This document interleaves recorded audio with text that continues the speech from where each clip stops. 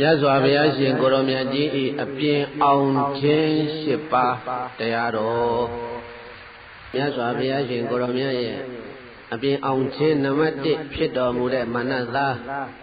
အောင်တော်မူကံတရားဘွေတို့မြေတိုင်းစတင်ပြီးတော့နာကြားကြည့်ကြရအောင်လို့တရား3ခုကဆုံလပြည့်နေ့တရား3ခုကဆုံလပြည့်နေ့ညနေဆောင်ပေါ့ဘုန်းကြီးတို့ဗုဒ္ဓဘာသာတွေသိနေတာကမြတ်စွာဘုရားဟာကဆုံလပြည့်နေ့မှာဘုရားဖြစ်ကိုရောက်တယ်လို့ဒီလိုသိတယ်ကဆုံလပြည့်နေ့ညနေဆောင်ဘုန်းကြီးတို့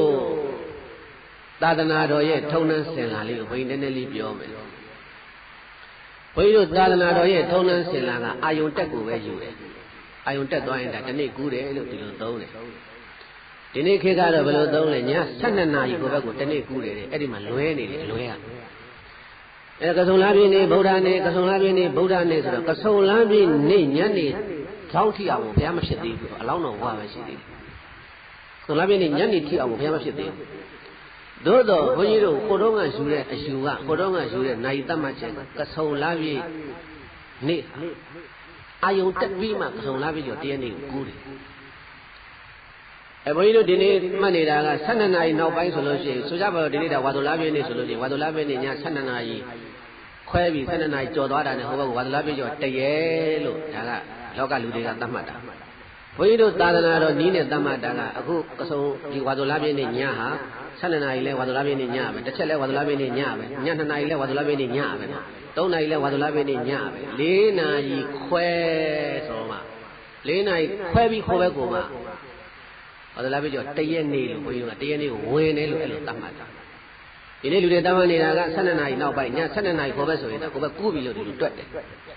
အထူးသဖြင့်တော့ဘုန်းကြီးတို့လူတွေပါတွေသေတဲ့အခါအာသုဘရက်တွက်ရင်အဲ့လိုတွက်ကြတာပဲ12နာရီည10နာရီတို့ဆိုတာဟိုဘက်ကတရက်ရတယ်မမဟိုဘက်ကတရက်ကဘာမှမရှိဆိုကြပါစို့ည7နာရီမှဆုံးတယ်ဆိုလို့ရှိရင်အဲ့ဒါဟိုဘက်ကတရက်ရသွားတာတနာရီနဲ့တရက်ရသွားတာအဲ့လူတွေတွက်တဲ့အတွက်ဘုန်းကြီးတို့သာသနာတော်တနည်းကတော့အဲ့လိုမတွက်ဘူးအာယုံတက်ပြီးမှဆိုတရက်တွက်တယ်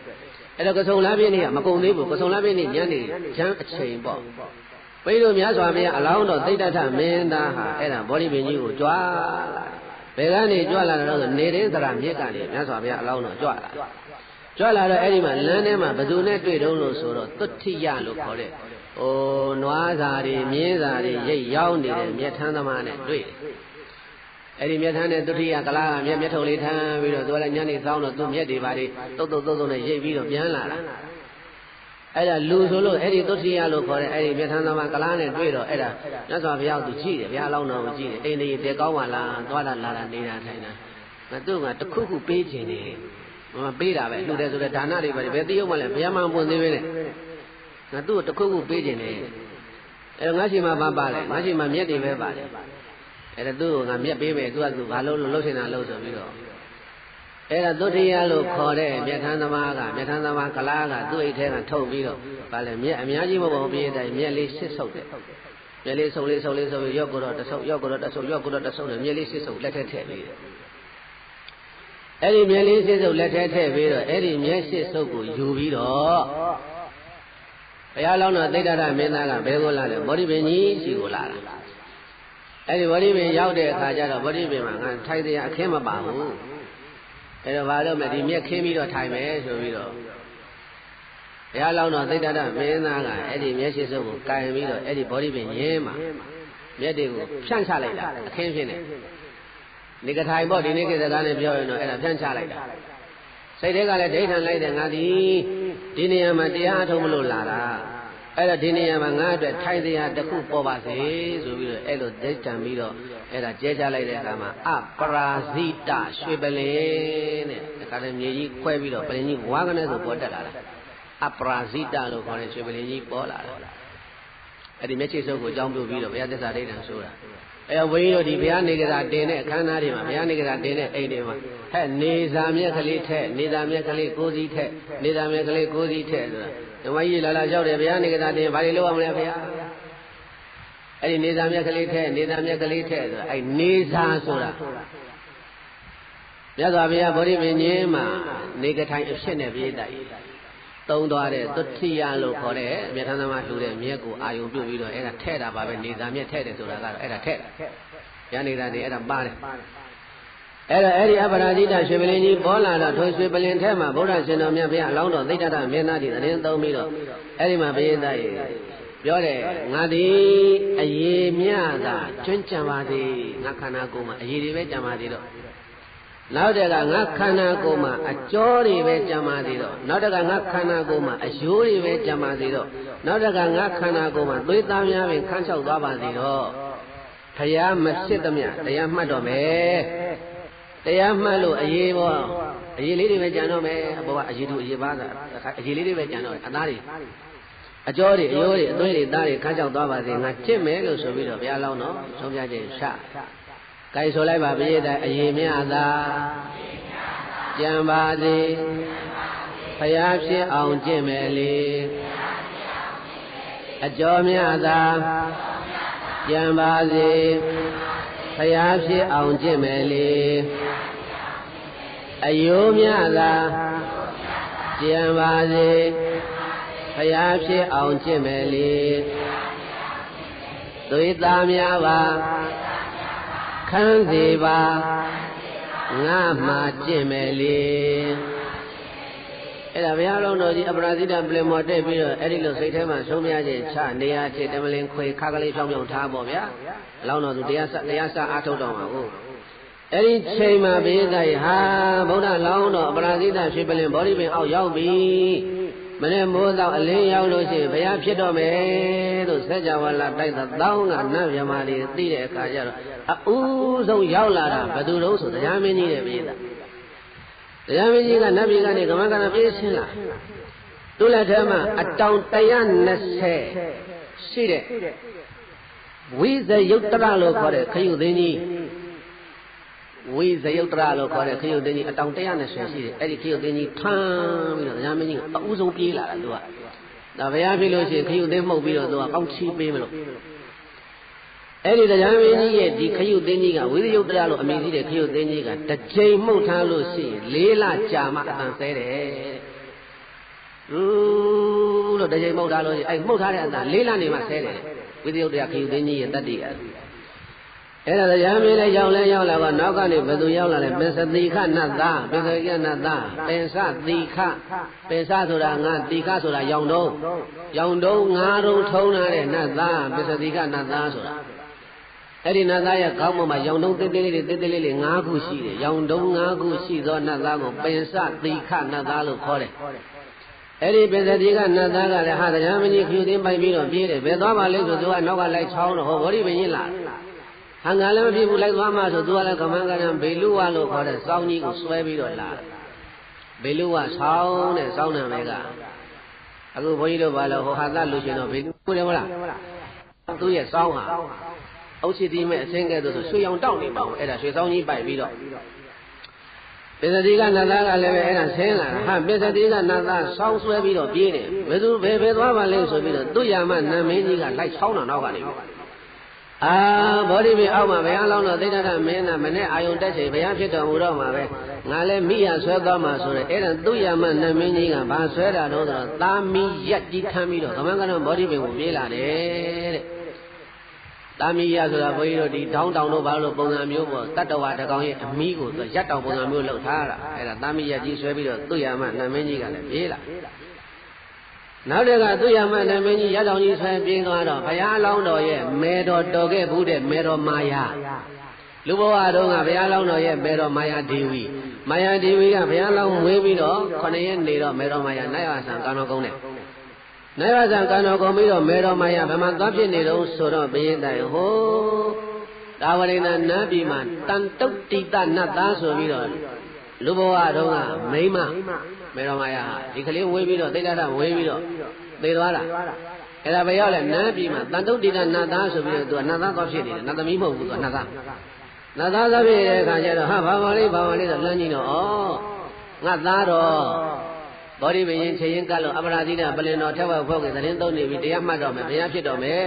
ငါလည်းပဲသွားပူဇော်အောင်မဆိုပြီးတော့သူကတန်တုတ်တိတနတ်သားမေတော်မာယာတစ်ဖြစ်လေတန်တုတ်တိတနတ်သားကဗရမယရကြီးထမ်းပြီးတော့ဘောဓိပင်ရင်ပြေးလာ ဒီတော့ဘယ်နှယောက်ရှိပါပြီတို့လည်းနားထောင်ကောင်းတော့နားထောင်တာဘယ်နှယောက်ရှိမှန်းမေးတရားမင်းရဲ့ပစ္စတိခရဲ့သူရမနာမင်းရဲ့တန်တုတ်တိကရဲ့ဘယ်နှယောက်ရှိပြီလဲ4ယောက်ဟာနတ်ပြည်မှာယုံနဲ့နတ်တွေဟိုပြေးဒီပြေးနဲ့ပြေးနေတယ်ဘာဖြစ်ပါလဲဆိုပြီးတော့ပြေးတိုင်းဩဗြဟ္မပြည်ကသဟံပတိဗြဟ္မမင်းနဲ့ဘာဗြဟ္မမင်းနဲ့လဲ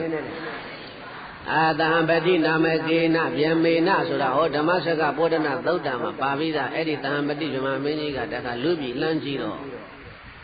ဘုရားလောင်းတော်သိတ္တထမင်းသားမောဒိပင်အောက်ပရာဇိတပလင်တော်သတင်းသုံးနေပြီမကြခင်ဘုရားဖြစ်တော့မယ်ငါလည်းရဆွဲပြီးတော့သွားမှာပဲဆိုပြီးတော့သူကဘာယူလာတော့ဆိုတော့သုံးယူသနာရှိတဲ့ထီးပြူကြီးတဲ့ထီးပြူကြီးထမ်းပြီးတော့တခါတည်းမောဒိပင်ရင်ကိုပြေးလာပြန်ပါမေးသားကြီး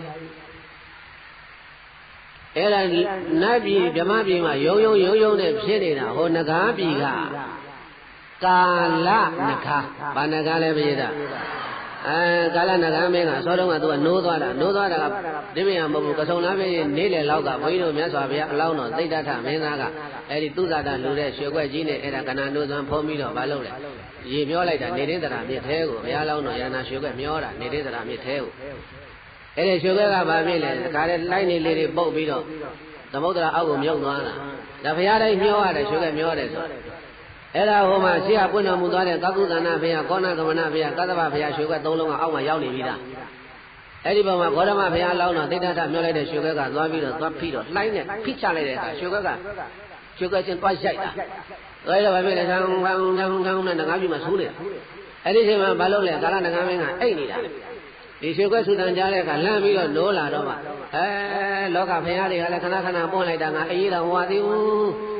သူကတအားအိတဲ့နဂါမင်းလို့ပြောတယ်တော်မောဟကြီးတဲ့နဂါမင်းအဲ့ဒါသူအဲ့လိုခဏညီးတယ်အဲ့ဒါသူကဘုရားပွင့်တော်မူတယ်သူသိတယ်အဲ့ဒါကြောင့်ဘုန်းကြီးတို့ဒီဘုရားနေကတင်တဲ့အစီအစဉ်လေးအဲ့ဒါလေးတွေပါတယ်မေးတိုက်နေတဲ့တရာမြစ်ထဲမှာရွှေခွက်မျောတာမို့လို့ဘာလို့လဲဟဲ့လက်မန်းလေးနဲ့ရေလေးထည့်တာနေတဲ့တရာမြစ်ပုံတရံလောက်တာအဲ့ဒါခလမကြေးခွက်လေးထည့်တာကြေးလင်မန်းလေးထည့်တာဆိုအဲ့ဒီကြေးလင်မန်းကမလောက်တာလဲဟိုသူဇာတာလူတဲ့ရွှေခွက်ဒီနေ့ရွှေသေးက6သိန်းကျော်နေတော့ဘယ်လိုရွှေခွက်လုပ်လို့ရမလဲအဲ့ဒါဘာလို့လဲကြီးခွက်ပေါ့ကြီးခွက်လေးအလကောင်လေးထည့်ဓမ္မကြီးတွေဒကာကြီးတွေလက်ထဲကြီးပြကိုပြဆုံးထားဆိုပြီးအဲကြီးပြကိုသားဆိုတော့ဘုန်းကြီးကထဲဆိုရင်ထဲဆိုတောင်းနဲ့ထဲတယ်နဂါးကိုနှိုးနေတာမလုံးနေတာလဲကာလနဂါးအိတ်နေတာအဲ့ဒါသူနိုးအောင်လို့ဆိုပြီးတော့အတန်ပေးတာတွေကနေပြီးတော့ကြီးကွက်ချင်းရိုက်တဲ့အတန်ကိုတရံလို့သရုပ်တူအောင်သူကလုယူတာပြုတ်ယူတာဒီဥစ္စာကအဲ့ဒါနဲ့ကာလနဂါးမင်းကလည်းပဲလူပြည်နန်းပြည်မှာဆူညာနဲ့ဘာတွေတော့ဟာဆိုပြီးတော့လမ်းကြည့်လိုက်တဲ့အခါကျတော့ဂေါတမဘုရားလောင်းတော့ပွင့်တော့မယ်ငါလည်းသွားအောင်မယ်ဆိုပြီးတော့အဲ့ဒီနဂါမင်းကဘယင်းတိုင်းနဂမလေးတွေခေါ်ပြီးတော့နဂမကကြည်တွေလေးခေါ်ပြီးတော့ဘလောက်ပါလာတော့နောက်က8000ပါလာဘလောက်ပါလာလဲနဂမကကြည်တဲ့8000ကိုခေါ်ပြီးတော့သူကအဲ့ဒါဗောဓိမကြီးပတ်လည်းမှာနေရာယူပြီးတော့မြတ်စွာဘုရားရဲ့အဲ့ဒါခုံဗုဒ္ဓေဂါထာတွေသိယူပြီးတော့သူကတော့အတန်နဲ့ပူဇော်တာဩပစ္စတိကနတ်သားကဗေလူဝဆောင်းတီးနေတာတရားမင်းကခယူသိန်းကြိုင်နာတာဩနတ်နှစ်ပါးကသူရမတို့တန်ုတ်တီတို့ကဗရသဟမတိတို့ကထိပ်ကြီးမို့ဟိုနတ်တွေကရက်တောင်နေဗရမယရက်တွေသံမီရက်တွေခတ်ပြီးတော့ဒါကြောင့်အဲ့ဒါဘွေးလို့ပြည်တာဘုရားနေတာတင်တဲ့အခါမှာဒီတကွန်ကုတ်ကသွားဝယ်ဆိုတာဒါတွေပြောနေတာသူကထီးပါရမယ်ထီးတယ်လည်းပါရမယ်ဒါဗြဟ္မာမင်းကိုင်းနဲ့ထီးပဲဒီထီးရအဲ့ဒီမှာရက်တောင်ပါရမယ်ရက်တောင်ပေါ်ရမယ်ဆိုစက်ကူညှက်ထားတာစက်ကူလေးကိုတုံးလေးနဲ့ကတ်ထားတာဒါအဖြစ်လို့တာဟိုမှာတကယ်ဘုရားနေတာတင်မယ်ဆိုဗရမယပါမှာဗရမယကဈေးကြီးတယ်ဘယ်သူကလုံနိုင်မှာလဲအဖြစ်ပဲပေါ့ဟုတ်တယ်မဟုတ်လားဗရမယပါရမယ်သံမီယပါရမယ်ဒါတွေလောက်ရမှာသူကအဲ့ဒါသူကအဲ့ဒါဂါထာတွေရွတ်ပြီးတော့အဲ့ဒါပူဇော်နေတော့ဟိုဆက်ကြဝဠာပေါက်တိုက်1000ကနတ်တွေယမတွေကလည်းဘာတွေယူလာတော့ဆိုတော့ပန်းဆိုင်နေ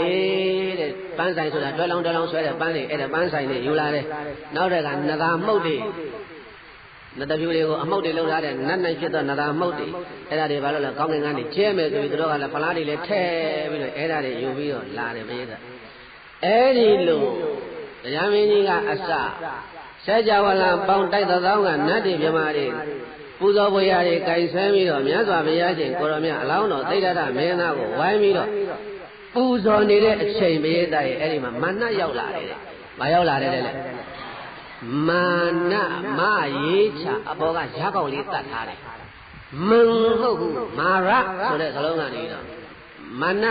နလို့ခေါ်တာ။မရေးချရားကောက်အပေါ်ကအတတ်တင်လိုက်တာ။ အဲ့ဒါမန်ဆိုတာဒီလိုပြောတာမာနဖို့မရေးချပါတယ်အဲ့ဒါဆိုလိုက်ကြပါလို့ဒီနေ့ကဘုန်းကြီးတို့ပြည်သားအလွယ်ပြောနေတဲ့အဲ့ဒီမာနပေါ့မာနကဘယ်ကနေလာတာတော့ဆိုလို့ရှိရင်မာနနေတာကဝတ္တဝတိနတ်ပြည်ကဘယ်ပြည်ရလဲသတုမာရေတာဝရိဏယာမတုတိတာနေမနေတိပရဏိမိတဝတ္တဝတိအထက်ဆုံးထပ်ပဲဒါပေမဲ့လို့အဲ့ဒီအထက်ဆုံးထပ်နတ်ပြည်6ထပ်အထက်ဆုံးနတ်မှာမာနဟာအကြီးဆုံးလားဆိုလို့ရှိရင်မဟုတ်ဘူးပိဋကအဲ့ဒီဘုံကိုပိုင်တဲ့ဝတ္တဝတိနတ်မင်းကြီးဆိုတာရှိတယ်တဲ့ဝတ္တဝတိနတ်မင်းကြီးကအဲ့ဒီဘုံကိုပိုင်တာဝတ္တဝတိနတ်မင်းကြီးကအဲ့ဒီဘုံကိုပိုင်တာသူကဘာလို့လဲအဲ့ဒီနတ်မှာနတ်ဆိုးကြီးတဲ့ဘုရားလူလောကမှာလူတွေလူဆိုးတွေရှိတယ်လို့အဲ့ဒီနတ်လောကမှာလည်းပဲနတ်ဆိုးကြီးဖြစ်တဲ့မာနဟာဝတ္တဝတိနတ်ပြည်မှာနေပါတယ်သူကိုယ်၌ကတော့ဝတ္တဝတိနတ်ဘုံရဲ့နတ်မင်းကြီးမဟုတ်ပါဘူးသို့တော့သူ့ကိုနတ်တကာကချင်းတယ်ထေခဏဟိဆိုသွားမကြည့်နဲ့မာနဆော်လိုက်ပြီထေခဏဟိဆိုသွားမကြည့်နဲ့မာနဖြစ်နေပြီ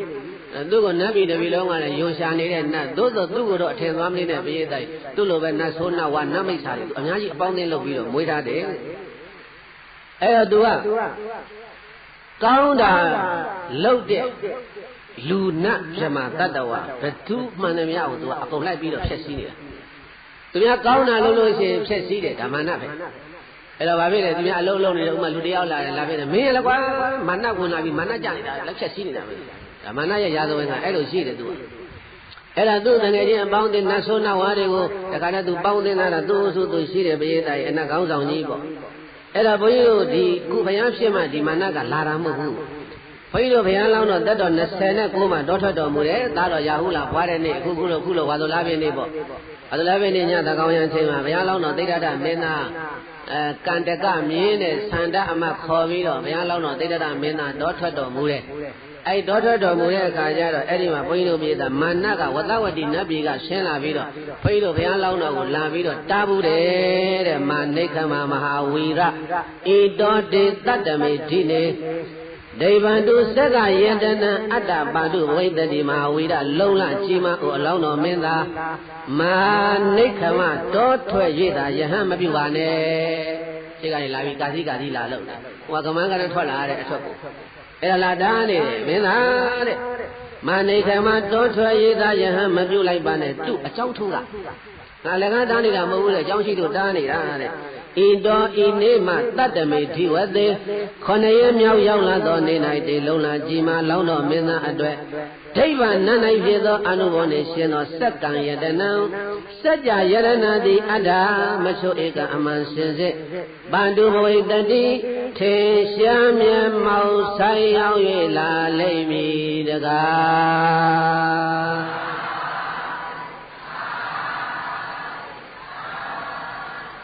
ဘုရားလောင်းတော်တောထွက်တဲ့နေ့မှာပဲလာပြီးတော့မာနသားကတားတယ်သိတ္တထမင်းသားတဲ့စိတ်ကူးမလွဲနဲ့ဒီနေ့ညမှာရဟုလာဖွာတာ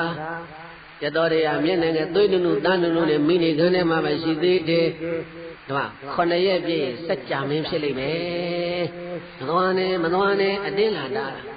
အဲ့ဒါတို့ဘုရားလောင်းတော်ဟဲ့မာနနောက်ဆုံးဆိုပြီးတော့အဲ့ဒါဘုရားလောင်းတော်စွတ်တော်ထွက်တော့သူကဘုရားကိုလိုက်ချောင်းနေတာဘယ်နှားကြရင်နှိမ့်ဆက်ရမယ်ဘယ်နှားကြရင်ဒီဘုရားမဖြစ်အောင်ငါတိုက်ရမလဲဆိုပြီးတော့အဲ့ဒါဘုန်းကြီးတို့ပြေးတိုင်းနောက်ကနေလိုက်ချောင်းနေအခုဘောဓိပင်အောက်ရသော်ဘုရားရှင်ကိုရောမြတ်ကတ်ရောက်တော့မူတာကိုသိလဲသိရောသူ့ရဲ့နတ်ဆိုးနတ်ဝါနတ်စစ်တီတွေကိုခေါ်ပြီးတော့ဟဲကောင်နေလာကြ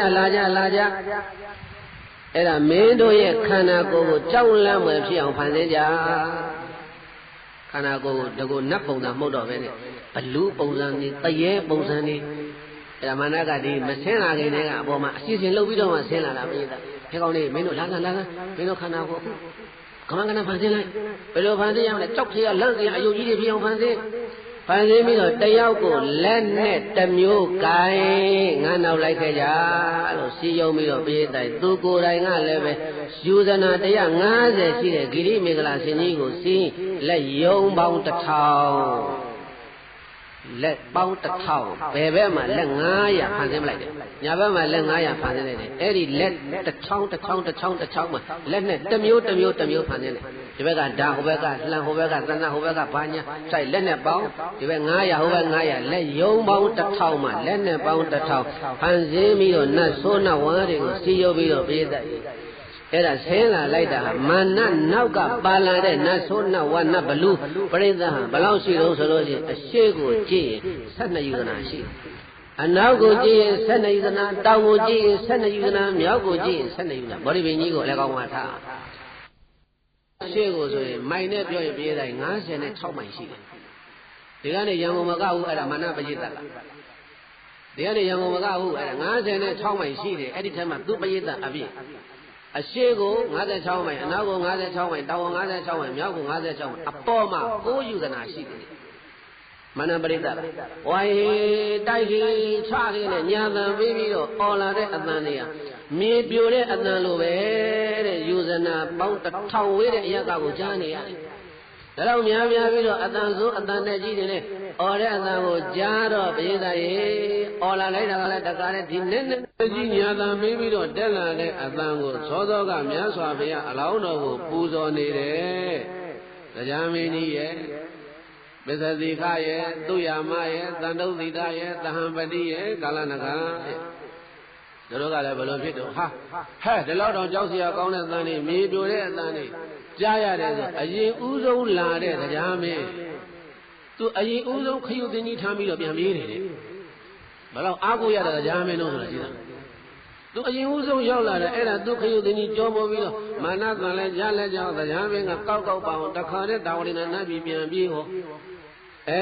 မင်းဆိုင်ဗြဟ္မာမင်းကြီးကလည်းအဲ့ဒါသူ့ထီးပြူကြီးကိုဟောစัจ java လာတိုက်အစွန်းမှာပြစ်ချထားခဲ့ပြီးတော့ဘလောက်တောင်ကြောက်စရာကောင်းတော့ဆိုတာရှိတယ်ဒီထီးပြူကိုဗြဟ္မာပြည်ရောက်ကိုပြန်မသေးနိုင်တော့ဘူးမာနကိုကြောက်တာအဲ့ဒါစัจ java လာတိုက်အစွန်းမှာသူ့ထီးပြူကြီးထားပြီးတော့ပြန်ပြေးတယ်ပေစတိခကလည်းသူ့စောင်းကြီးပိုင်ပြီးတော့နတ်ပြည်ပြန်ပြေးသူ့ရမကလည်းသူ့သမီးရကြီးထမ်းပြီးတော့နတ်ပြည်ပြန်ပြေးမေတော်ဖြစ်တဲ့တန်တုတ်တိသနာသားမေတော်မာယာဝင်စားတဲ့တန်တုတ်တိသနာသားကလည်းပဲသူ့ဗရမရဲ့ကြီးတကလည်းထမ်းပြီးတော့ပြန်ပြေးရောပြန်ပြေးတော့ဘုရင်သားရေအဲ့ဒီမှာကာလနဂါကျန်နေတယ်ဘယ်သူကျန်နေလဲကာလနဂါမင်းကလည်းသူကအောက်ကနေမော့ကြည့်နေတာဟာတရားမင်းလည်းလှည့်ပြီးကိယုတိထမ်းပြီးတော့ဗြဟ္မာမင်းလည်းပဲထီလူကြီးပြချပြီးတော့ပြေးပြီးဟိုအမေတော်ခဲ့တဲ့တန်တုတ်တိသနာသားလည်းကိုသားလေးတယောက်တည်းရှိနေတာဒီမှာနည်းပါကိုကြီးမဆိတ်မကူဘုရင်သားသူလည်းပြန်ပြေးတာပဲအနုဒိသကလည်းအဲ့ဒါနဲ့နဂါမင်းကလည်းပဲသူနတ်သမီးကားကြတဲ့တွေကိုဟဲ့ကြဲမပြောဘူးနဂါရှူတိုးမျက်နှာခဲနဲ့မျက်စောင်းထိုးပြတယ်ဟဲ့မှမျက်လက်ကိုပြီးဒါလက်ကြစို့ဆိုပြီးတော့အဲ့ဒါသူနတ်ကားကြတဲ့ဘုရင်သားတွေအကုန်လုံးခေါ်ပြီးတော့ဟောမြေအောက်ထဲဝင်ပြေးပြီးတော့မင်းစီရိကလို့ခေါ်တဲ့နတ်နဂါဗိမာန်မှာဘယ်လိုသွားနေတယ်အောက်မိလို့လေကာလနဂါမင်းကအဲ့ဒါမျက်နာကိုလက်နဲ့အုပ်ပြီးတော့သဗျံအိတ်နေတယ်တဲ့တော်အိတ်မဲ့တဲ့နဂါမင်းပဲနော်အဲ့ဒါသူမျက်နှာကြီးကိုလက်လေးနဲ့အုပ်ပြီးတော့အဲ့ဒါခွေလေးသဗျံအိတ်နေတယ်ကြိုက်ကြည့်သမ်းမရည်သားကြီးအဲ့တော့ဘုန်းကြီးတို့မြတ်စွာဘုရားနာမှာတရားမင်းနတ်တွေမြမာတွေကာလနဂါတွေဘယ်သူမှမရှိတော့ဘူးအဲ့ဒါဘောဓိပင်ကြီးရဲ့ဘုရားလောင်းတော်ရဲ့ပလင်ရဲ့ဒါပဲကြံတော့တယ်အနာမှာတရားဝင်မရှိတော့အဲ့တော့မနတန်လာမယ်ဆိုတာကိုဘုန်းကြီးတို့ဘုရားလောင်းတော်သိတ္တထမင်းသားကြိုပြီးတော့မသိဘူးလားလို့မေးရင်သိပါတယ်တဲ့ဘယ်လိုဖြစ်လို့မာနလာမယ်ဆိုတာဘုရားလောင်းတော်သိတ္တမင်းသားကြိုပြီးတော့သိတာတော့ဆိုလို့ရှိရင်တဲ့မာနမလာခင်တည်းကကောင်းကင်မှာရာထောင်မကတော့ဥက္ကာပြန်နေကြလာတယ်ကောင်းကင်ကနေပြီးအလင်းအဆိုင်ခဲကြီးတွေပြုံးဆိုပြုတ်ကြလာလိုက်ပြုံးဆိုပြုတ်ကြလာလိုက်ဘုရားလောင်းတော်သိတယ်ဟာကောင်းကင်ကနေဥက္ကာပြန်အဆိုင်ခဲကြီးတွေပြုတ်ကြနေတယ်မိโกတွေထပြီးတော့မှောင်လာတယ်တဲ့သမုဒ္ဒရာနဲ့မဟာပတိမြေကြီးပြင်းထန်စွာလှုပ်လာတယ်မြေတွေနဲ့လှုပ်လာတယ်ရေတွေနဲ့လှုပ်လာတယ်မြေထဲကရေတွေကပြောင်းပြန်စီးတယ်တဲ့ရေတို့မြေကြီးမှာမြေရန်ကနေနေရကိုပဲစီးတယ်မာနလာကန်ကြီးကြတော့ဘာအတိတ်ဆိုးနမိတ်ဆိုးတွေပြတော့ဆိုတော့နေရကရေတွေကမြင့်နဲ့ချီပုံဆံပြီးတော့ပြန်တက်ကုန်တယ် အဲ့ဒါတောင်းနေပြိုးတဲ့သစ်ပင်တွေမုံတိုင်းတွေတိုက်တဲ့ကောင်းငင်မှာရှိနေတဲ့နေမင်းကြီးတွေဘယ်ပြောက်သွားမှမသိနေမင်းအယောင်လည်းပြောက်သွားတယ်နောက်တစ်ခုကခေါင်းပြတ်ကြီးနေတဲ့ကောင်းငင်မှာဆောက်သွားနေတာလေဒါနမိတ်ဆိုးတွေပြတာမင်းတိုင်အဲ့ဒါမုံတိုင်းတွေထမ်းတယ်တိုက်တယ်အဲ့ဒါနမိတ်ဆိုးပဲအဲ့ဒါကောင်းငင်မှာရိတ်ခနဲ့နဲ့ခေါင်းပြတ်ကြီးတွေသွားနေတာတွေ့တယ်ခန္ဓာကိုယ်တစ်ပိုင်းပြတ်ကြီးတွေသွားနေတာတွေ့တယ်အဲ့ဒီလိုကြိုတင်နမိတ်တွေပေါ်ပြီးတော့မှမာနကရောက်လာတာမာနမလာခင်အဲ့ဒါတွေကြိုတင်နမိတ်တွေပြတယ်အဲ့ဒါနဲ့ခုနတုန်းကမာနလည်းရောက်လာတော့အဲ့ဒီနတ်တွေမြမာတွေတရားမင်းတို့ကိုလုံးထွက်ပြေးတော့မြတ်စွာဘုရားအလောင်းတော့သားခေါင်တို့ရဲ့အလယ်မှာတင့်တဲစွာစံတော်မူနေတဲ့ရှင်သေမင်းကဲ့သို့ငြိမ်ပြီးတော့ဘုရားလောင်းတော်နေတယ်အဲ့တော့မာနနဲ့နတ်ဆိုးတွေကဗောဓိပင်အရေးအောက်ကိုဗောဓိပင်ကဘုန်းကြီးထင်တယ်ပေါ့လေခြေလေး9000လောက်ရှိမှထင်တယ်ဗောဓိပင်ကြီးကအကြီးကြီးပဲခုလည်းအိန္ဒိယမှာရှိနေသေးတာပဲဗောဓိပင်ကြီးကနှစ်ဖက်သုံးဖက်မှာမကတော့အဲ့တော့သူအရေးကဟောတော့ကတော်တော်များများအပြင်ကိုထွက်လိမ့်မယ်ထင်တယ်အဲ့ဒီအရေးအောက်ကိုတော့မဝင်ရဲဘူးတဲ့အလောင်းတော်ရဲ့ရှစ်တဲတဲ့ကနေပြီးတော့စစ်မတိုက်ဖဲလို့စစ်မတိုက်ရဲလို့မာနကသူဘယ်ကနေတိုက်တော့ဆိုတော့ဘုရားအလောင်းတော်နောက်ကျောကနေသွားတိုက်တာသူပရိသတ်ကတော့ရှင်းမှရှိတဲ့သို့တော့ခေါင်းဆောင်လှုပ်တဲ့မာနသည်မြတ်စွာဘုရားနဲ့မျက်နှာချင်းဆိုင်စစ်မတိုက်ရဲဘူးအဲ့ဒါဘာလို့လဲဘုရားပလင်နောက်ကဗောဓိပင်ကြီးနောက်ကနေသူသွားပြီးတော့ဘုရားကိုသူဒီလိုနောက်ကနေသူစစ်တိုက်မှာကိုစစ်တိုက်မှာဆိုတော့သူပရိသတ်တွေကလည်းကြီးနေတယ်သူဆရာကြီးဘယ်လိုစပြီးတော့ထွင်းမလဲဘယ်လိုစတိုက်မလဲဆရာကြီးစတိုက်ရင်နောက်ကနတ်ဆိုးနောက်ဝါးတွေကလည်းသူတို့ကလိုက်ဖို့လို့အရှင်သေးကိုအဲ့ဒါနဲ့မာနကိုအကဲကနဲ့လျုံမတစ်ထောင်ဖန်သိပြီးတော့ရောက်လာတော့အဲ့ဒါနောက်ကနေပြီးတော့နေရာသွားယူတယ်မာနကမတိုက်သေးဘူးနောက်ကနေနေရာရင်ယူတာဒီတော့ဘုန်းကြီးတို့ဘုရားလောင်းတော်ကစဉ်းစားတယ်ဒီအချိန်မှာငါအဖေလည်းမရှိဘူးမိတို့တော့ဂေါတမီကလည်းကပိလုကိုကြံခဲ့တယ်ညီလေးဖြစ်တဲ့အနန္တာတို့အနုရုဒ္ဓတို့သန္တာတို့လည်းပဲညီကောင်မောင်နှမတွေအကုန်လုံးကပိလုကြံနေခဲ့တယ်နတ်တွေမြမာတွေလည်းတရားမှမရှိဘူးငါရဲ့ပရိသတ်အချမ်းရဟာငါဖြစ်ခြင်းဖြည့်ဖို့ခဲ့တဲ့ပါရမီ10ပါးဘုရားကအဲ့ဒီမှာအလောင်းတော်ကအားကိုးရရှာတာကိုချိန်မှာရွှေမျိုးအားကိုးလို့လည်းမရဘူးနတ်မြမာအားကိုးလို့လည်းမရဘူးငါရဲ့အားကိုးရဘာလဲပြန်ကြည့်လိုက်တဲ့အခါမှာငါဖြစ်ခြင်းဖြည့်ဖို့ခဲ့တော့ပါရမီ10ပါးတဲ့ဘာလဲမရေးတိုင်းဒီမာနကိုငါဘလို့တွန်းလာမလို့ဆိုရင်ပါရမီ10ပါးလက်နဲ့10မျိုးဒါနပါရမီကစပြီးတော့ဖြစ်ဖြစ်ရှိဖို့ခဲ့တဲ့အဲ့ဒီပါရမီ10မျိုးကိုပဲငါလက်နဲ့တပုံတရံထားပြီးတော့ဒီမာနကိုတိုက်မှဖြစ်မယ်လို့ဆိုပြီးတော့အဲ့ဒါဘုရားလောင်းတော်ကအဲ့ဒီလိုစိတ်ကူးရပြီးတော့ပါရမီတော်တွေကိုဆင်ញင်တာပါရီဆင်ញင်တာတဲ့ဒါကြောင့်ဘောဓိမူလီပလင်ကံမိမာရံသသေနာအာဟုရံကဟိတဝပါရမိန်ခက်ကံယောဇိနာတိသယုတ်သောသဗ္ဗေဝေရိဗံဒွာနံသောတိတုဇယံဝရံသယုတ်သောလောကရတိုက်တဲ့ခရိုင်မှာ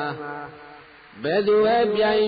အောက်နိုင်သောပွဲပွေရဲရင်တဲ့တတ္တိတုပင်အောင်မမှုသခင်ကျင်တော်သောဘုရားရှင်ကိုရောမြတ်ကြီးသည်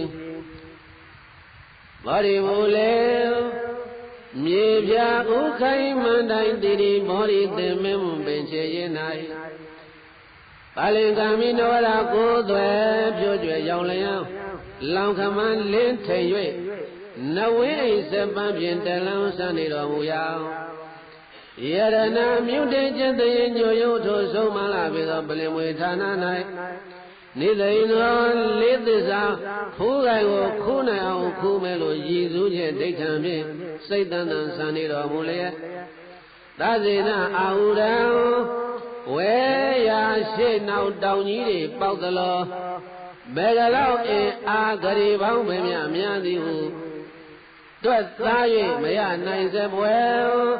ကြီးကျယ်ငြိမ်ညောင်းစင်းတရားပေါင်းဖြင့်အဆောင်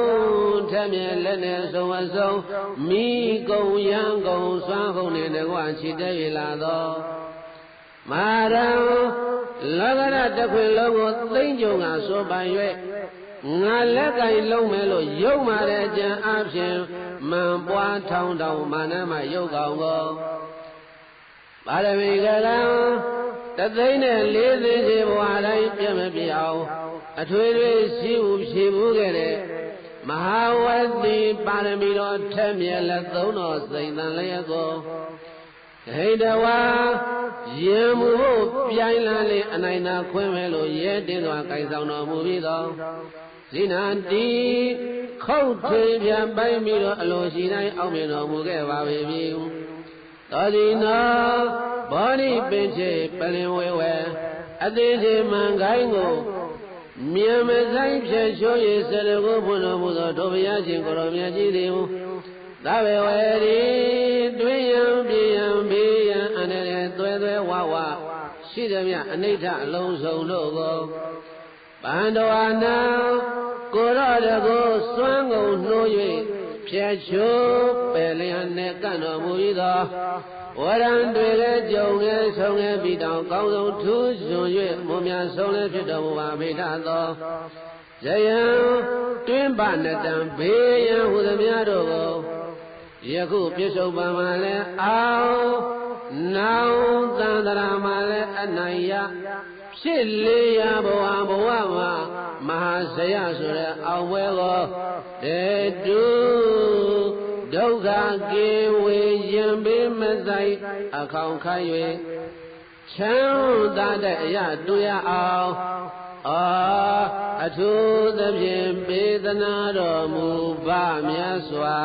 ဘုရား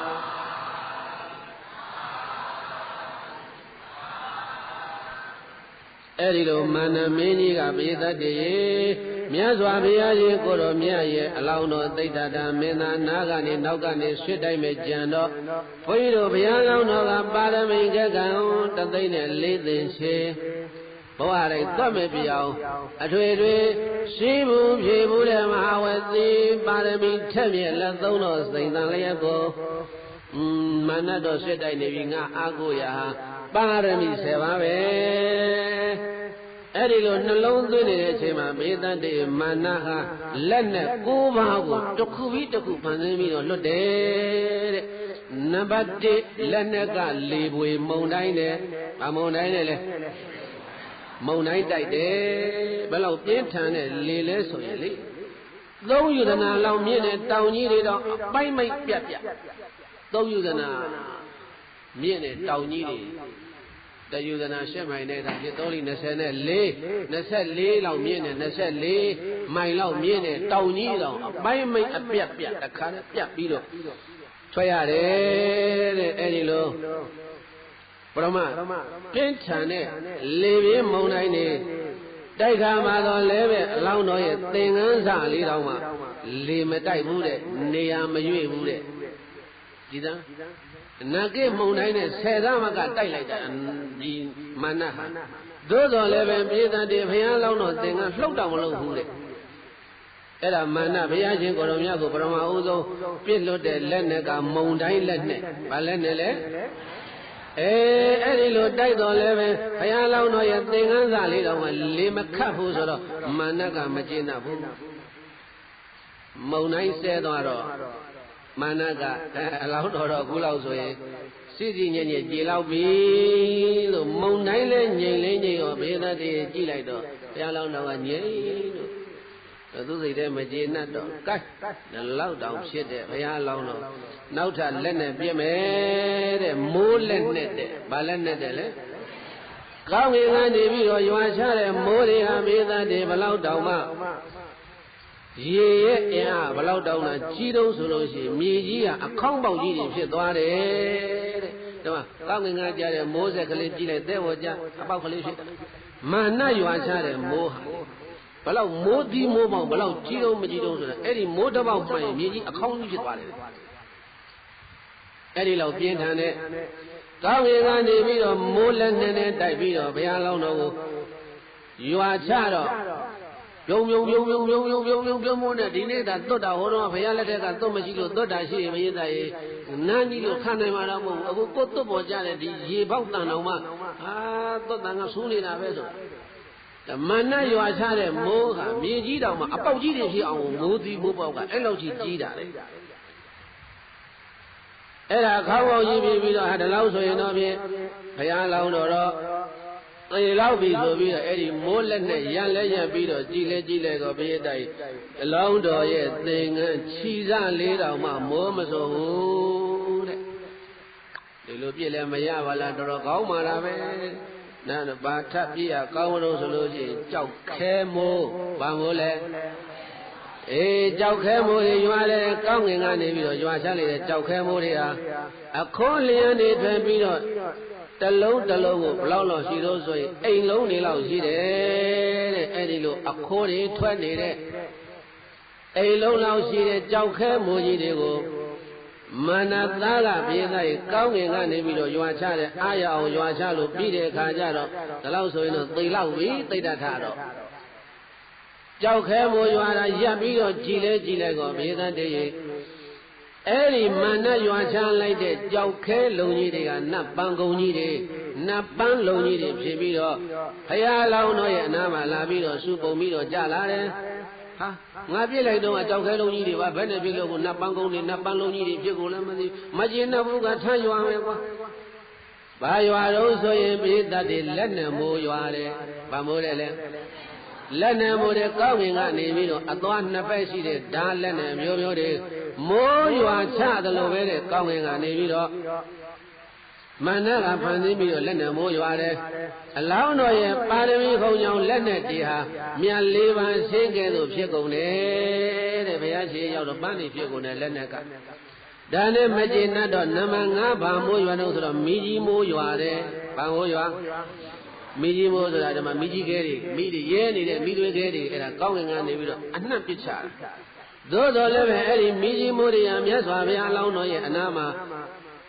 မူလေးပန်းအဖြစ်နဲ့လာပြီးတော့ကြပါတယ်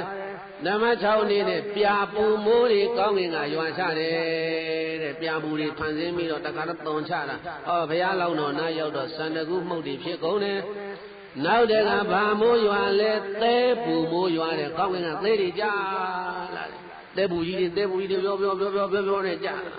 ဘုရားချင်းရောက်တော့နတ်ပန်းတွေဖြစ်ကုန်တယ်နောက်တကပြေးတိုင်းနမရှိရွှွညွန်မိုးရွာတယ်ဗာမိုးတယ်ကောင်းငင်ကနေပြီးတော့ရွှွညွန်အပူတွေကောင်းငင်ကနေပြီးတော့လောင်းချတယ်သို့တော်လည်းပဲဘုရားလောင်းတော်ရဲ့ချင်းရောက်တော့နန့်သာသွေးထားတဲ့နန့်သာပြစ်တွေဖြစ်ကုန်တယ်တဲ့ကဲဒီလိုလက်နဲ့ရှင်မျိုးနဲ့မှမရရင်နောက်ဆုံးလက်နဲ့ထုတ်သုံးမယ်နောက်ဆုံးလက်နဲ့ကအမှောင်ထိုက်တယ်ဗါတယ်လေပရိသတ်အမှောင်ထိုက်ကြီးဖန်ဆင်းပြီးတော့မြတ်စွာဘုရားအလောင်းတော်ကိုကြောက်အောင်ဆောက်တာလူဟာလာကွယ်နေညတကောင်ရံအချိန်မိုးတွေကလည်းမှောင်နေတောအုပ်အလဲထဲမှာလူတယောက်တည်းသွားထိုင်လူကဘာဖြစ်လဲဘာမှမမြင်ရရင်စိတ်ကချောက်ချမ်းလာမှောင်နေသူ့လည်းငါမမြင်ကိုယ့်လက်တောင်ကိုပြန်မမြင်ဘူးအဲ့လောက်ထိအမောင်တူကြီးကြီးဆိုတဲ့အမောင်တက်ကြီးထဲမှာနေရရင်လူကအလယ်ကနေကြောက်လာတယ်အဲ့ဒါကြောင့်ဘုရားလောင်းတော်သိတ္တထာကိုလည်းပဲကြောက်လန့်ပြီးတော့သေအောင်ဆိုပြီးတော့ဘာလို့လဲမာနကဘေးသားရေအဲ့ဒါတခါနဲ့လောကဓာတ်တစ်ခုလုံးအမောင်တိုက်ကြီးဖန်ဆင်းတော့ဘုရားလောင်းတော်ကဲမာနကတော့သူ့လည်းငါမမြင်ရတော့ငါလည်းသူမမြင်ရအောင်သူတော့အမောင်တိုက်ကြီးဖန်ဆင်းပြီအဲ့တော့ဘာလို့လဲဘုရားလောင်းတော်ကခန္ဓာကိုယ်ထဲကမွေးညင်းလောက်ရှိတဲ့ရောင်ကြီးတော်လေးတစ်ခုလွှတ်လိုက်တယ်တဲ့အချီကျိုးလောက်ရှိတယ်မွေးညင်းပင်လောက်ရှိတဲ့ရောင်ကြီးလေးတစ်ခုဘုရားလောင်းတော်ခန္ဓာကိုယ်ထဲကလွှတ်ထုတ်လိုက်အဲ့လိုလွတ်လိုက်တော့ဘုရားသားရဲ့မနတဖန်ဆင်းတဲ့အမိုက်တိုက်ကြီးကပြောင်းလို့အလင်းရောက်လာတယ်အဲ့တော့မကျေနပ်တဲ့မနတကကောင်းကင်တစ်ခုလုံးကိုမိခိုးတွေထောင်းတခါတည်းဖန်ဆင်းမိုးတိမ်မရှိဘဲနဲ့မိုးချိုးတွေပြည့်မကျေနပ်ဘူးမနဘုရားကိုတော်ကိုမကျေနပ်တာဘုရားသားရဲ့အဲ့ဒါမိုးတိမ်မရှိဘဲနဲ့မိုးချိုးတွေရာထောင်မကအောင်ပြည့်အဲ့ဒီလိုလုံးတော်လည်းပဲအလောင်းတော်ကိုတစုံတရာထိခိုက်မှုမရှိဒီတခါတော့သိတ္တထမင်းသားရဲ့ဥကောင်းမြေသို့ပြတ်ကျွေတရားစေမယ်လို့ဆုံးဖြတ်ပြီးတော့နောက်ဆုံးလက်နဲ့ဖြစ်တဲ့ပြေးတိုင်းဆက်လက်နဲ့ကိုလွတ်ပါတယ်ဆက်လက်နဲ့တဲ့ဘာလက်နဲ့တယ်လဲသူတကောနဲ့လှုပ်ထားတဲ့ဆက်လက်နဲ့ကိုလွတ်တယ်တဲ့အဲ့ဒီဆက်လက်နဲ့ရဲ့တကောနည်းနည်းပြောမယ်မနတ်ရဲ့လက်ထဲမှာရှိတဲ့အဲ့ဒီဆက်ရန်တရားလက်နဲ့ကြီးရမြေကြီးတွေကိုပစ်ချလိုက်လို့ရှိရင်အဲ့ဒီမြေကြီးမှာ12နှစ်ကြာအောင်မြေမျက်မပေါက်တော့ဘူးဘလောက်ပူပြင်းတဲ့လက်နဲ့တုံးဆိုအဲ့ဒီမာနရဲ့ဆက်လက်နဲ့ကြီးကိုမြေကြီးတွေပစ်ချလိုက် 12နှစ်တိတိအဲ့ဒီနေရာကွက်ပြီးတော့မျက်မပေါက်တော့ဘူးတဲ့ကောင်းငင်ကိုပြည့်ရင်12နှစ်တိတိမိုးမရွာတော့ဘူးတဲ့မြင်းမို့တောင်ကိုပြည့်ရင်မြင်းမို့တောင်နှစ်ချမ်းကွဲသွားမယ်တဲ့အဲ့ဒီလောက်အစွမ်းတက်တဲ့လက်နဲ့တင်းနဲ့တကားနဲ့ဘုရားကိုယ်တာနောက်ဆုံးထုတ်သုံးလို့တာပရိသတ်ကြီးအဲ့ဒါလက်နဲ့ပြစ်တော့ကောင်းငင်ကနေမိုးကြိုးတန်ကြီးလိုဂျုံနဲ့အတန်ကြီးပေါ်လာပြီးတော့အဲ့ဒီဆက်လက်နဲ့ကြီးရဘုရားလောင်းတော်ရဲ့ခြေရင်းမှာရောက်လာဘုရားနာလဲရောက်လဲရောက်တော့ဘာဖြစ်သွားလဲခြေတုပ်တဲ့ကျိုးတဲ့ဟိုတုန်းကတော့တောတွေမှာခြေတုပ်တဲ့နေရာအဝိဇ္ဇတွေကိုခြီးပြီးတော့ကျိုးလေးပုံသဏ္ဍာန်ရက်ထားတာအဲ့ဒါခြေတုပ်တဲ့ကျိုးလေးလိုပဲခွေလေးရတာကြလာတယ်နောက်ဆုံးလက်နဲ့တိုက်တော်လဲပဲအလောင်းတော်ဘာမှမဖြစ်တော့မာနကခြေပဲကိုင်းပြီးလက်မကိုင်းပြီးဖြစ်ပြီးတော့ဟဲ့ကောင်လေးဘာလို့ရက်ကြည့်နေကြတာလဲသတ်ပါတော့လားဖြတ်ပါတော့လားနဲ့သူ့ပရိသတ်ကိုညာသံပေးပြီးတော့ပိသတ်တွေသူကိုယ်တိုင်ကလည်းပဲဂိရိမင်္ဂလာဆင်ကြီးဘောကနေမြားကင်ပြီးတော့အပရာဇိတပလင်နာကိုကတ်တယ်မြားကြီးတင်ပြီးတော့ကင်ပြီးတော့ပရာဇိတပလင်နာကသိတ္တထပလင်မောကနေအမြတ်ဆင်းတော်လို့ဘုန်းကြီးတို့ဘုရားလောင်းတော်ကိုအတင်းမောင်းချတဲ့အခါကျတော့မာနသားလို့မောင်းချတော့ဘုရားလောင်းတော်ကဟဲ့မာနဒီအပရာဇိတပလင်တော်ဟာတက်ပလင်ဖြစ်တယ်လို့ပြောနေတယ်သင်မှာတတ်တည်ပြရပါရှိလဲဒါငါပလင်ဘုရားကချင်းငါပလင်မလို့တက်နေလေမာနကလည်းဘုရားအတင်းမောင်းချတယ်အလောင်းတော်ကိုဘုရားလောင်းတော်ကလည်းမသေးဘူးလက်နဲ့9မျိုးပြစ်တယ်နောက်ဆုံးမရတော့ဆက်လက်နဲ့ပြစ်တယ်ဘာမှမပြစ်ဘူးဘုရားလောင်းတော်အဲ့ဒါမကျင်တတ်တော့ညာတံပေးပြီးတော့မြားကင်ပြီးတော့ဆင်းဆိုပြီးတော့အဲ့ဒါဘုန်းကြီးတို့ဘုရားလောင်းတော်အတင်းမောင်းချတော့မြတ်စွာဘုရားအလောင်းတော်ကပြောတယ်ဟဲ့မာနဒီပလင်ဟာသစ်ပလင်ဖြစ်တယ်လို့သစ်မှာဘာသက်တည်ရှိလဲပြောဆိုတော့မာနကဒီမိလူတွေကိုသက်တည်ပြနေဘာမှအကျိုးမရှိဘူးဟောကြည့်ဟာငါနောက်ကပါလာတဲ့ငါပရိသတ်အဲ့ဒီငါပရိသတ်ငါသက်တည်ပဲလို့ဆိုပြီးတော့မာနကလျုံဆန်းတန်းပြီးတော့ပြောလိုက်တယ်ဟဲကောင်းလေးဒီပလင်ကဘသူပလင်လဲမာနကသူပရိသတ်သူလည်းမေးတာဟဲကောင်းလေးဒီပလင်ကဘသူပလင်လဲဆိုတဲ့အခါကျတော့နတ်ပရိသတ်တွေကပြောတယ်အဲ့ဒါတို့ဆရာကြီးပလင်ပဲတို့ဆရာကြီးပလင်ပဲဟုတ်တယ်အဲ့ဒါငါတို့ဆရာပလင်ပဲနောက်ကနတ်ဆိုးနတ်ဝါးတွေကသက်သေခံတယ်ဘာလို့လဲပရိသတ်ရဲ့နတ်ဆိုးနတ်ဝါးတွေကအဲ့ဒီမှာသက်သေခံတယ်တဲ့မြေပြိုတဲ့အတန်လိုပဲပရိသတ်ရဲ့အဲ့ဒီမှာဆုံညံပြီးတော့လာတာဒီတော့မှဘုရားလောင်းတော်က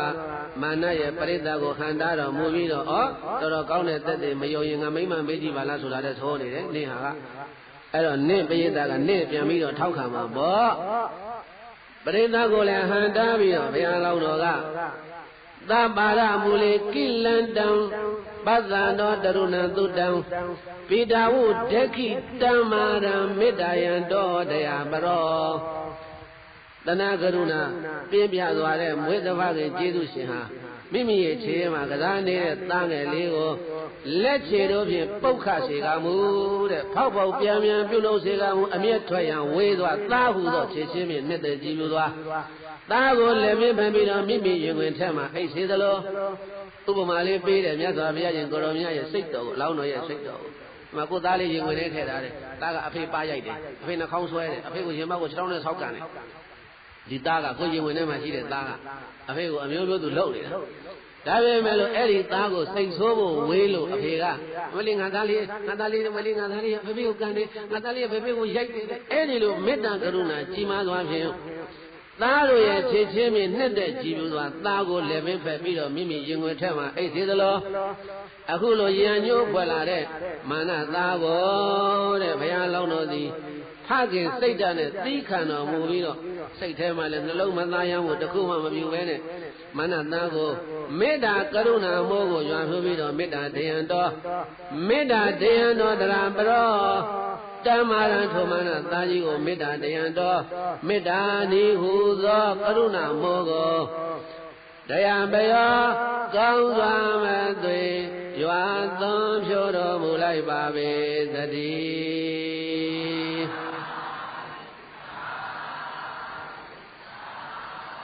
မေတ္တာစိတ်ဓာတ်ဖြင့်ဘုရားလောင်းတော်ကကြည်တော့အိဇံတော်သာသဗေကမေစင်္ကမာမိဣတောစီတောအိဇံတော်လောကတံတုံမိအတ္တဘာဝေနသာတိ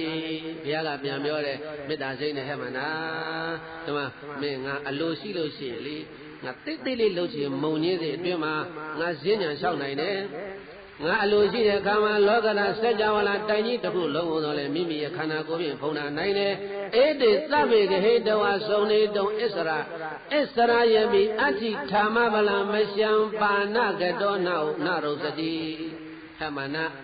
နေနဲ့တကွာနစ်စစ်စီဘောပါအလုံးတို့ကိုဖန်ယူပြီးတော့လက်ဖြောက်များပြီးမှုံညှက်ပြုတ်နိုင်တဲ့စွမ်းကားမှရှိတယ်ဓမ္မမာန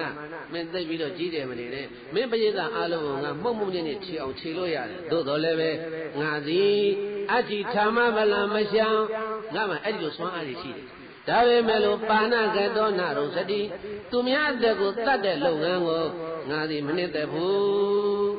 ဘုရားလောင်းတော်ပလင်မောကနေပြီးတော့မာနကိုပြန်ပြောတယ်ဣမတာဂန္တုပ္ပါဒသာအာဝုဒေနမလေနာကေယိမရှံဟိတေနပါပေနသံဃာပောပိနရုစတိဒီကောင်မြလောက်ပမာဏရှိတဲ့ဒီမာနကိုငါလက်နဲ့သုံးသဖြင့်တော့၎င်းကိုယ်ရင်ငါသုံးသဖြင့်တော့၎င်းဘယ်ကျိုးရှိမလဲလက်နဲ့လည်းမသုံးဘူးခန္ဓာကိုယ်လည်းမသုံးဘူးငါဒီရုပ်မှလောက်သောရုပ်မှသောမာနနဲ့ခုလိုစကားပြောနေရတာတော့မှတော်တော်ကိုလွန်နေပြီအဲ့ဒီတော့ဘုရားရှင်ကိုတော်မြတ်အလောင်းတော်တိဋ္ဌတာမင်းသားကပလင်ကမ္မမဘာဝါယကိဉ္မထေညေနသက္ခိနာကမိတာမတ္တယဒါနာသက္ခိဟောတိအယမဟိအမနာငါဒီအပရာဇိတပလင်တော်ကိုလိုလားတောင်းတတော်မူလို့ဘဝများစွာသန္တရာမှာငါမလှူဘူးတဲ့ကုသိုလ်ကောင်းမှုဆိုတာမရှိဘူးမဆောက်ထိုင်ခဲ့ဘူးတဲ့သီလဆိုတာမရှိဘူးမကျင့်သုံးခဲ့ဘူးတဲ့ဒုက္ခရာအကျင့်ဆိုတာမရှိဘူးဘဝများစွာလှူဒန်းခဲ့တဲ့အလှူတွေကိုထားလိုက်အောင်ဝိသန္တရာဘဝတစ်ခုတည်းမှာတင်မတိမိဖုရားဇာလီကနာစိတ်သားတော်သမီးတော်တို့ကိုလှူခဲ့တဲ့အလှူကြီး9ကြိမ်လုံးမဟာပထဝီမြေကြီး9ခါသတ်သွက်ခါအောင်လှုပ်ဘူးတယ်ဝိသန္တနာဘဝဇတ်တော်အဲ့ဒီမှာဘုရားကပြန်ပြောပြတယ်မဒီလူတော်ကလည်းမြေကြီးလှုပ်တယ်သားတော်ဇာလီခဏစိန်လူတော်ကလည်းမြေကြီးလှုပ်တယ်ယခုကလောကရအလုံးကိုအောင်နိုင်ဖို့အတွက်ဒီပရာဇိတပလင်တော်မှာထိုင်တော်မူနေတဲ့သေမနာသားကစစ်ချီလို့လာတယ်ပြီးတော့ဒီမဟာပထဝီမြေကြီးနင်ဘာဖြစ်လို့မလှုပ်တလဲလို့ဘိဓောပိသယေမြတ်စွာဘုရားရှင်ကိုရောမြတ်မြေကြီးကိုတတ်သိပြုတယ်ဘယ်လိုတတ်သိပြုလဲမာနကသူနာပရိသတ်ကိုတတ်သိပြုတယ်ဘုရားလောင်းတော်ကမြေကြီးကိုတတ်သိပြုတယ်ဟဲ့မြေကြီးနင်ငါဝိသန္တနာဘဝတော်မှာလှူတော့ကနင်လှုပ်တယ်လေအခုနင်ဘာဖြစ်လို့မလှုပ်သလဲလို့ဘုရားရှင်ကိုရောမြတ်သိတ္တတာအလောင်းတော်မြေကြီးကိုတတ်သိထားလို့ဓမ္မမာနနေပရိသတ်ကအသက်ရှိတယ်ပရိသတ်ကနေမဲ့ကလိုက်မှာပေါ့ငါတက်တည်ပြမယ်ငါတက်တည်မြေကြီးပဲမြေကြီးဆိုတာအသက်မရှိဘူးစိတ်မရှိဘူးစိတ်မရှိအသက်မရှိတဲ့တတ်မဲ့ဝတ္ထုပစ္စည်းကိုပြတာအဲ့ဒါငါအတွက်တက်တည်ပဲဆိုပြီးတော့ဘုန်းကြီးတို့ဘုရားလောင်းတော်ကမေးသတဲ့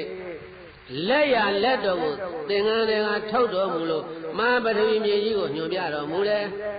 အဲ့ဒါဒီနေရာလေးဘုန်းကြီးတို့နိဗ္ဗာန်ကိုသမားတွေပြောတဲ့စကားလေးပြောတယ်ဒါရှင်မရတဲ့လက်ထားဖို့ဌာနီလေးဒါဘောဓိယောဘုရားယူမာလားဓမ္မစကြာဘုရားယူမာလားနိဗ္ဗာန်ကိုဆိုင်ရောက်ရင်တို့မေးတယ်ဘုရားပုံလိုချင်လို့ဆိုရင်ဘယ်ဘုရားပုံယူမလဲဘောဓိယောဘုရားတဲ့ဓမ္မစကြာဘုရားတဲ့အဲ့တော့ဘုန်းကြီးတို့ဘုရားလောင်းတော်ကတရားထိုင်နေတာဘယ်လက်ပေါ်ညာလက်တင်ပြီးတော့လက်ဒီလိုထပ်ပြီးတော့ဒီလိုထိုင်နေတာပဲပလင်ပေါ်မှာလိုထိုင်နေတာပဲတမဏလက်တိုက်တဲ့အချိန်အဲ့တော့ဘုရားကသက်တည်ပြမဲလို့ဆိုလဲဆိုတော့ဘုရားတိုက်လက်တစ်ဖက်ကိုဒီလိုမြေကြီးကိုလှမ်းပုတ်လိုက်တယ်လက်တစ်ဖက်ကပေါင်းပုံမှာတင်ရဲ့လက်တစ်ဖက်ကဒီမှာချရဲ့အဲ့ဒါဘောဓိပင်အောက်မှာနေတဲ့ပုံကိုအဲ့ဒါသူတို့နိဗ္ဗာန်ဘုံသမားတွေခေါ်အဲ့ဒါဘောဓိယောဘုရားတဲ့အဲ့ဒါဘောဓိပင်မှာထိုင်နေတဲ့ပုံအဲ့ဒါဘုရားဘာလို့လက်ကဒီတစ်ဖက်ကပေါင်းပုံတင်ထားလဲလက်တစ်ဖက်ဘာလို့ဒီမှာချထားလဲဆိုတာအဲ့ဒီမှာချထားတာအဲ့ဒါဟိုမြေကြီးကိုလက်ညှိုးထိုးနေတာဟဲ့မြေကြီးနေမသိဘူးလားမာနလာတိုက်နေတယ်နင်ငါဝိသန္တနာဘုရားကနင်လှုပ်တာအခုနင်ဘယ်လိုဖြစ်လို့ငြိမ်နေတယ်လဲဆိုပြီးတော့ပထမထားတော့ကလက်တစ်ဖက်ကထားရဲ့တရားမှတ်မလို့ထိုင်နေတာအဲ့ဒါမာနလာလို့အဲ့ဒီလက်တစ်ဖက်ကဒီအောက်ကျပြီးတော့ဒီမြေကြီးကိုသာတက်သိထိုးတာအဲ့ဒါဘာဖြစ်လို့ဘုရားလက်တစ်ဖက်ကတင်ထားလဲဘုရားလက်တစ်ဖက်ချထားလဲဆိုတာသူများမေးလို့ရှိရင်အဲ့ဒါဖြေတာအောင်ဖြေ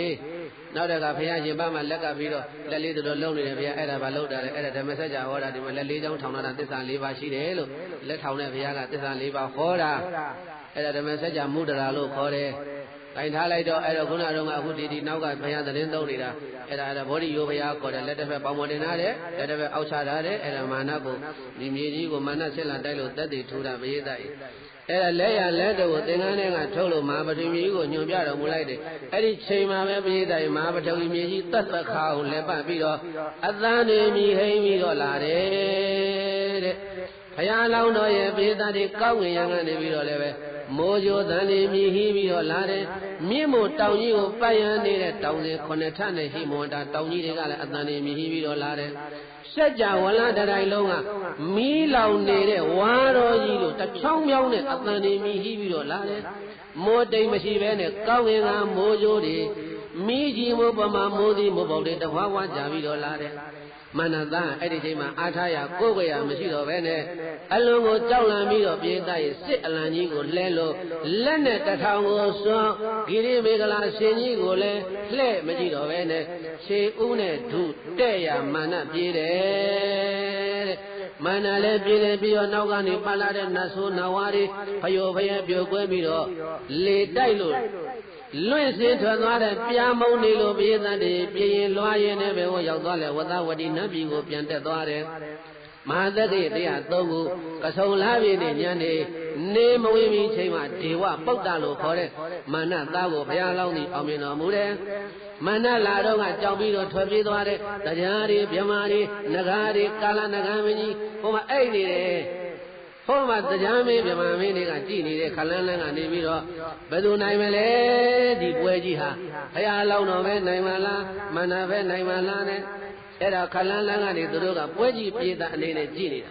အခုဘုရားလောင်းတော်ရဲ့သစ္စာစွမ်းအင်ကြောင့်မဟာပထဝီမြေကြီးသတ်သွက်ခါပြီးတော့မန္တကြီးကြောက်လန့်လို့ပြေးတဲ့အခါကျတော့မှနတ်တွေတရားတွေကဇယောဟိဗုဒ္ဓံသီရိမတောအယံမာရသသပါပိမတောပရာဇယောဩဃောသယောဘောဓိမန္တေပမောဒိတာဇယံတရာနာဂကနာမဟိတိသောအယံတမရှိကဲမပြီးတဲ့သက်ရှိကဲ့သွင်ဤမြေပြင်နှင့်ကောင်းငယ်ရိုင်ကျူဤအောင်မြင်မှုထိုးကြီးသည်ကသီရိမတောအရှင်ကိုရောမြတ်ကြီးဤသာလျံသေယောလူမင်းနာမင်းမြမမင်းတို့ကောင်းတင်ချိန်ញံအောင်ဝဲတော်ခံယူခြင်းပေသည်ပါမိမတော်ရုပ်မှညဉ့်ညံပညာကမ်း၍အန္တစေစေဧကံဖြစ်သော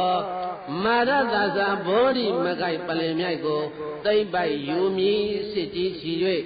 ရှစ်တီငြိမ်ညောင်းမြေပြင်ဆောင်များချိန်မောင်းတိုက်ခိုင်လာသောမနသာဤကပရာဇေယောဘုံရှိန်ကိုကြောက်တက်ကိုခောက်၍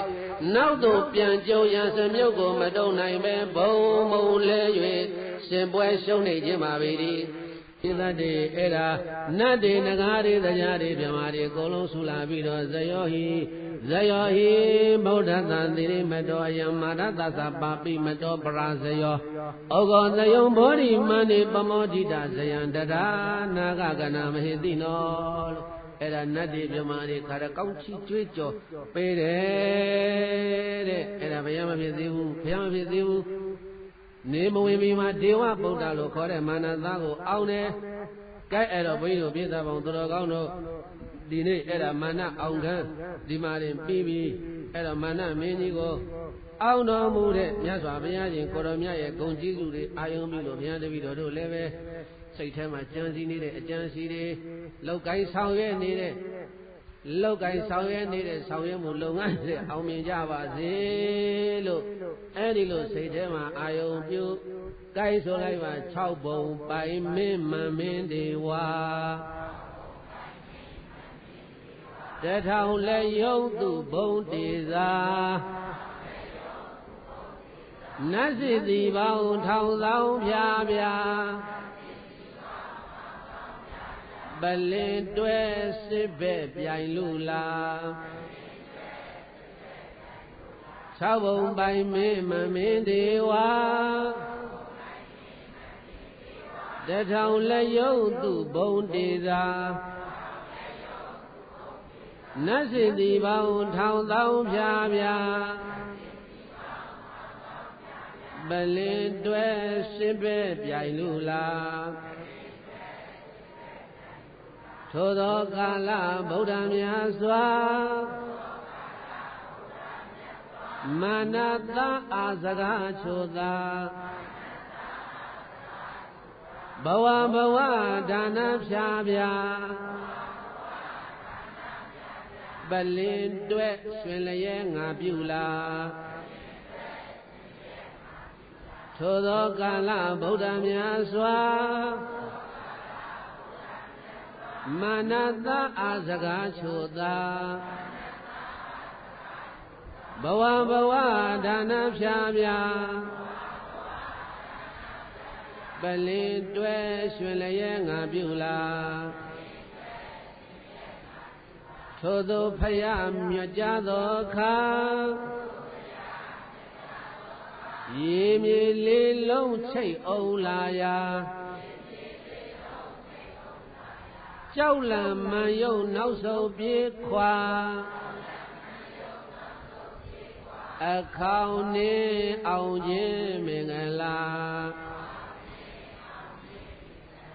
ထိုသို့ဗုဒ္ဓနှုတ်ဟာသောအခါရေမြေလေးလုံးချိတ်အောင်ခြင်းညာ